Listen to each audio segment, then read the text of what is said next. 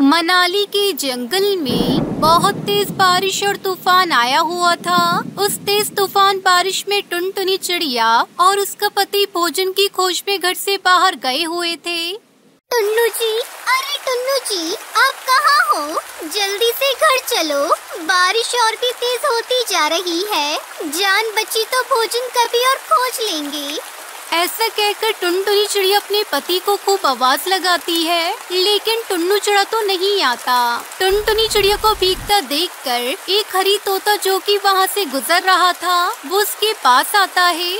आप इतनी तेज बारिश में किसको आवाजें लगा रहे हो? यहाँ कोई नहीं आने वाला, क्योंकि सभी अपने घोंसले में छिपे बैठे हैं। दोस्तों, कल की वीडियो में आपने इतने कम लाइक क्यों किए? मुझे बहुत बुरा लगता है। दोस्तों, जब मैं आपके कहने पर कहानी बनाती हूँ और आप बहुत कम लाइक करते हो, और जब आप कम लाइक करते हो तो मुझे वीडियो बनाने का बिल्कुल भी मन नहीं करता है। तो प्लीज दोस्तों, अब इस वीडियो पर जाकर लाइक कर दो। हरी काका, मैं और मेरा पति यहाँ भोजन की खोज में आए थे। अचानक से टुन्नू जी कहाँ चले गए पता नहीं। मैं बस उन्हीं को बुला रही हूँ। टुनटुनी चिड़िया की ऐसी बातें सुनकर हरी तोता इधर उधर नजर घुमाता है। तभी उसे नदी के पानी में टूटा हुआ पंख दिखाई देता है। टुनटुनी बहन, कहीं वो पंख आपके पति का तो नहीं है? टुनटुनी चिड़िया पंख को देखते ही समझ जाती है कि उसका पति नदी के पानी में बह गया है, और वो रोते उस पंख के पास जाने लगती है। नहीं टुनटुनी बहन, आप ये गलती कभी मत करना। नदी का पानी बहुत तेज बह रहा है और ये बारिश और हवाएं भी बहुत तेज हैं। आपका नदी के पास जाना खतरे से खाली नहीं होगा। लेकिन वो पंख मेरे टुन्नू जी का है, मुझे उसके पास जाने दो। अगर आप नदी के पास गई तो खुद भी पानी में बह जाओगी, और आपके बच्चों का क्या होगा? इस तेज तूफान में कोई उन्हें भोजन तक के लिए नहीं पूछेगा, फिर तुम्हारे बच्चे भी भूखे मर जाएंगे।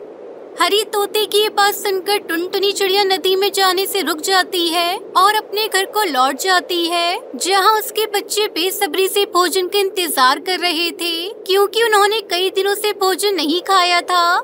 आ गई मम्मा, हम कब से आपका इंतजार कर रहे थे। अब जल्दी से हमें भोजन दो, बहुत तेज भूख लगी है। टुनटुनी चिड़िया अपने बच्चों की बात सुनकर कुछ नहीं बोलती। तभी उसकी दूसरी बेटी भी कहने लगती है, मम्मा, हमें जल्दी से भोजन दो, कितनी देर से भूख लगी है। आप कुछ बोलती क्यों नहीं हो? और पिताजी कहाँ हैं? मुझे पिताजी की बहुत याद आ रही है। टुनटुनी चिड़िया अपने बच्चों की ऐसी बातें सुनकर रोने लगती है। मम्मा, आप रो क्यों रही हो? आपको शायद भोजन नहीं मिला होगा। तो कोई बात नहीं, अब हम आपसे भोजन को नहीं कहेंगे, आप चुप हो जाइए। हाँ मम्मा, आप चुप हो जाइए, हमें भूख नहीं लग रही है, और जब भूख लगेगी तो तब हम बारिश का पानी पी लेंगे। पर आप रोइए मत माँ। अपने बच्चों की बात सुनकर टुनटुनी चिड़िया ने बता देती है,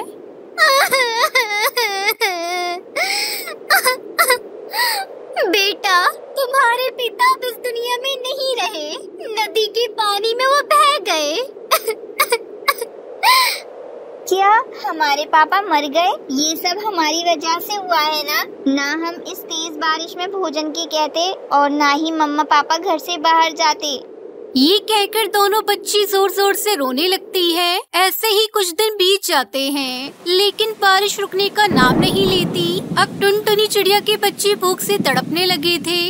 नहीं, मैं अपने बच्चों को भूख से मरता हुआ नहीं देख सकती। मुझे कहीं से भी भोजन का इंतजाम करना होगा। ऐसा सोचकर टुनटुनी चिड़िया अपने घोंसले से बाहर चली जाती है, और आसपास देखने के बाद उसे बारिश और तूफान के सिवा कुछ दिखाई नहीं देता। अब मैं क्या करूं?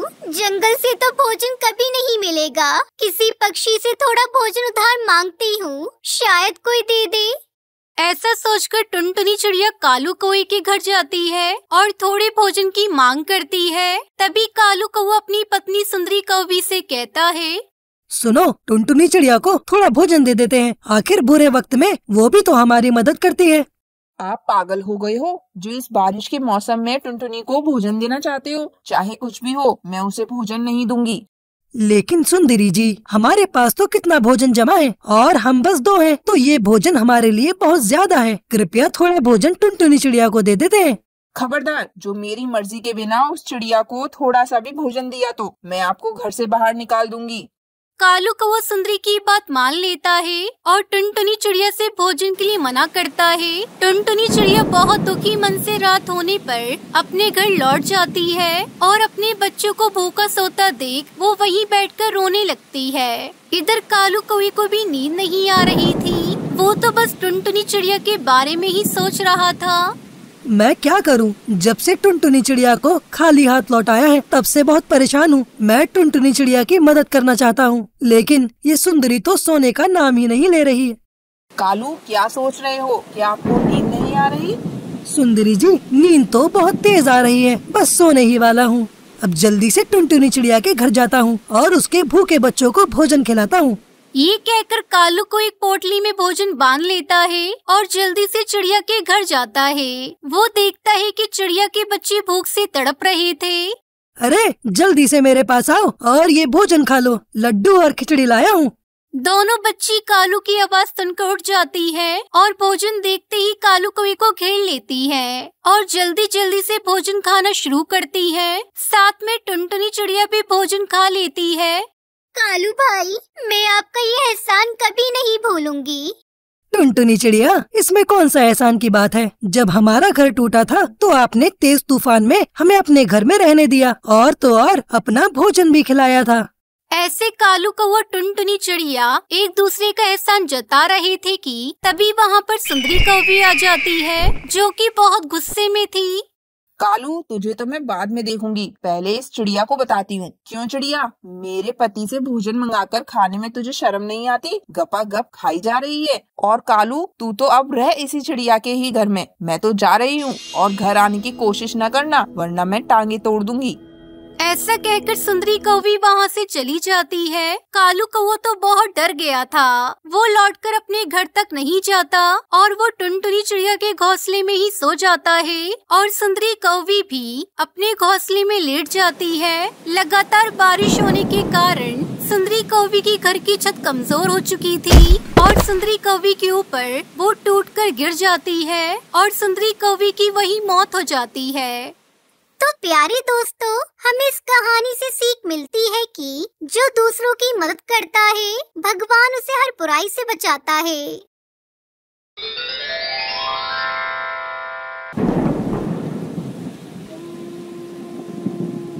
टुनटुनी चिड़िया की 3 बेटियां थी। टुनटुनी बहुत बीमार हो गई थी, पर उसकी बेटियां उसकी अच्छे से देखभाल करती थी, पर टुनटुनी की सेहत में कोई सुधार नहीं आया।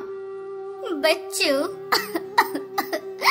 मेरे पास अब ज्यादा समय नहीं है, मुझे माफ कर दो बच्चों। मैं तुमसे दूर जा रही हूँ। इतना सुनकर तीनों बेटियां रोने लगी और कहने लगी, माँ, तुम हमें छोड़कर चली जाओगी तो हम तुम्हारे बिना कैसे रहेंगे? लेकिन टुनटुनी ने कोई जवाब नहीं दिया, क्योंकि टुनटुनी इस दुनिया से जा चुकी थी। तीनों बेटियां बहुत दुखी हुई और बहुत रोई। तीनों बेटियों ने अपनी माँ का अंतिम संस्कार किया और घर लौट आई। तीनों बेटियां अपनी माँ के बारे में ही सोच रही थी, तभी उनका चाचा वहाँ पहुँचा। तब तक आप लोग कमेंट पे बताएं, इंडिया का नेशनल एनिमल कौन है? अरे ओ टुनटुनी, कहाँ है तू? बाहर निकल। चाचा, माँ तो इस दुनिया में नहीं रही, वो तो चल बसी। क्या? टुनटुनी चल बसी? ये कैसे हो गया भगवान? चाचा, जो होना तो हो गया, अब तो आगे ये सोचना है कि हमें क्या करना है। मेरे रास्ते का रोड़ा बनी तुम्हारी माँ तो चल बसी। अब ये घर तुम्हारा नहीं, मेरा है। अब मैं तुम तीनों को बेच डालूंगा। ये कहकर वो जबरदस्ती तीनों को बेचने के लिए दिल्ली ले जाता है। तभी वहाँ सौदागर तोता आया। इन तीनों चिड़ियाओं को बेच रहे हो ना? इन तीनों चिड़ियाओं के 3 लाख रुपए मिलेंगे, अगर मंजूर है तो बताओ। इतने कम पैसे क्यों? देखो तो कितनी सुंदर चिड़िया हैं। अभी तो इनकी शादी भी नहीं हुई। मैं इनके पूरे 6 लाख रुपए लूंगा। हाँ ठीक है, ये लो चेक, पूरे 6 लाख का है। चाचा कौवे ने पैसे लिए और तीनों बेटियों को छोड़कर वहाँ से चला गया। तीनों बेटियां सौदागर तोते के सामने गिड़गिड़ाने लगी, हमें छोड़ दो, हमें यहाँ से जाने दो। लेकिन निर्दयी सौदागर उनकी कोई बात नहीं मानता, बल्कि उन्हें डरा धमकाकर अपने घर ले जाता है। दीदी, हमें यहाँ से भागने का कोई तो रास्ता निकालना पड़ेगा, नहीं तो हमारी जिंदगी नर्क बन जाएगी।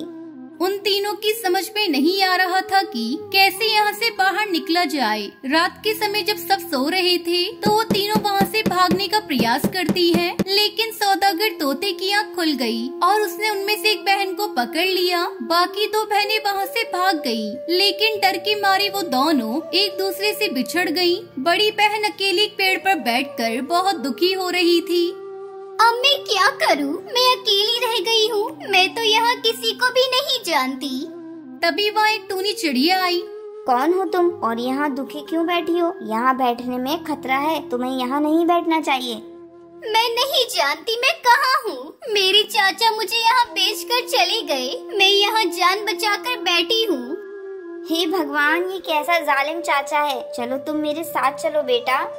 इस तरह बड़ी बहन ने दुखी मन से सारी बात बताई। टूनी चिड़िया ने उसे अपने घर में रहने के लिए जगह दी। अब वो दोनों साथ में ही रहने लगे, लेकिन बड़ी बहन हर पल अपनी बहनों को याद करके बहुत दुखी होती थी। एक दिन उसने टूनी से कहा, मेरी एक बहन तो आजाद हो गई थी, लेकिन अभी एक बहन वही सौदागर के घर पर कैद है। क्या आप मेरी बहन को वहाँ से बाहर निकाल सकती हो?